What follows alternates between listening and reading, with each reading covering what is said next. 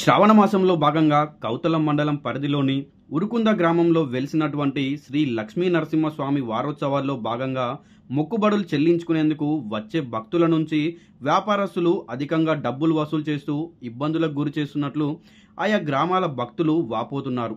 స్వామివారిని దర్శించుకునేందుకు మహారాష్ట్ర, తెలంగాణ, కర్ణాటక, ఆంధ్ర తదితర ప్రాంతాల నుంచి వేల సంఖ్యలో వాహనాల ద్వారా ఉరుకుంద గ్రామానికి భక్తులు చేరుకుంటున్నారు. అయితే ఈ వారోత్సవాలకు సంబంధించి పాడిన టెండర్ల ధరల కంటే భక్తుల నుంచి వ్యాపారస్తులు అధికంగా డబ్బులు వసూలు చేస్తూ నిలువు దోపిడీ చేస్తున్నారు. దీంతో సామాన్య భక్తులు ఇబ్బందులకు గురవుతున్నారు. తలనీలాలు సమర్పించే దగ్గర ఒక వ్యక్తి టికెట్ 40 రూపాయలు మాత్రమే తీసుకోవాల్సి ఉంది. అయితే గుండు చేసిన తర్వాత ఒక భక్తుడి నుంచి 100 అధికంగా వసూలు చేస్తున్నారు. అలాగే టెంకాయల దగ్గర నుంచి ప్రతి వస్తువు నిర్ణీత ధర కంటే అధికంగా వ్యాపారస్తులు వసూలు చేస్తున్నారు. సంబంధిత అధికారులు మాత్రం చూసి చూడనట్టు వ్యవహరించడం గమనార్హం.